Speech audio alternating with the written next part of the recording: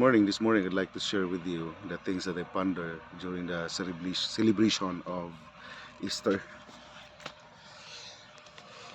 I just realized that Jesus Christ was denied by four types of people. The first type is the people who love social status. Meaning to say, ganahan sila influensya o dato mo ginisakto sa ilaha bisan pag sayop. Especially kung ang kontra is pobre. Ikaduha nga type of people is the type of people who love money. And then the third type is those who are fearful. And then the fourth type is those who are fearful and confused. Now, I'd like to share with you the first type. The people who love social status. Kinsa man ni sila. During the Sermon on the Mount, Jesus Christ, nagsunod-sunod niya thousands of people. The number is not probably correct, but we give 5,000 people, not including women and children. Now, Jesus Christ, nihimo siya milagro nga gipakaon ni niyang thousand of people.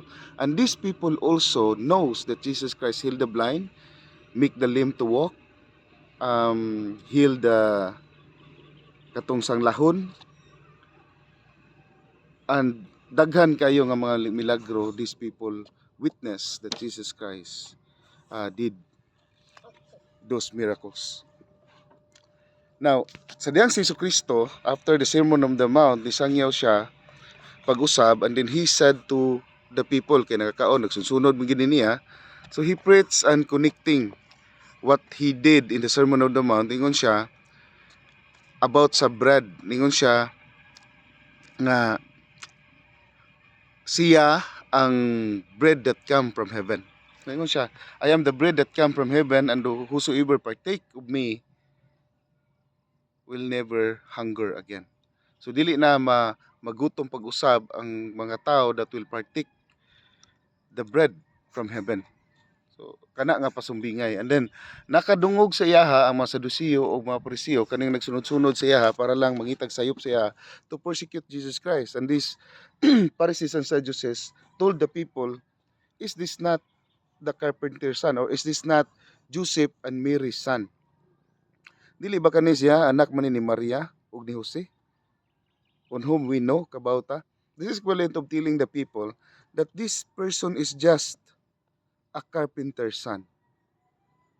Now after the people nakadungog sila ana nga rhetoric from this priest, these people go away. They stop following Jesus Christ. Now Jesus Christ faced the 12, ingon siya, will you also go away? Imagine, wala siya ningon nga kanang ay ko niyo biyahe, but he make the 12 choose, will you also go away? Nangutana siya, mo biya sad ba mo? Then Peter answered, ingon siya, where shall we go? Thou hast the words of eternal life. Now, we have to check ourselves kung kita ang usahay maglaglago ta sa mga tao nga nitalikod ni Jesucristo. And those people also shouted crucifixion for him.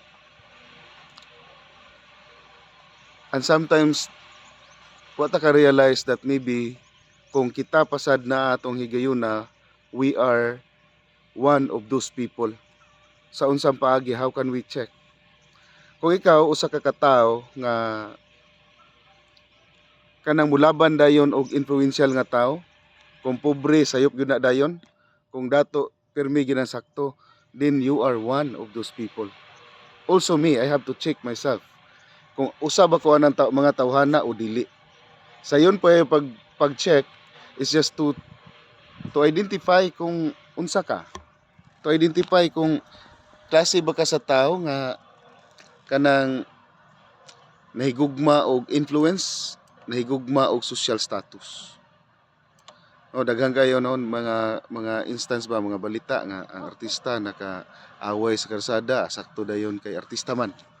Ang katong driver nga dili artista perminti gito silang sayop. And then people judge them.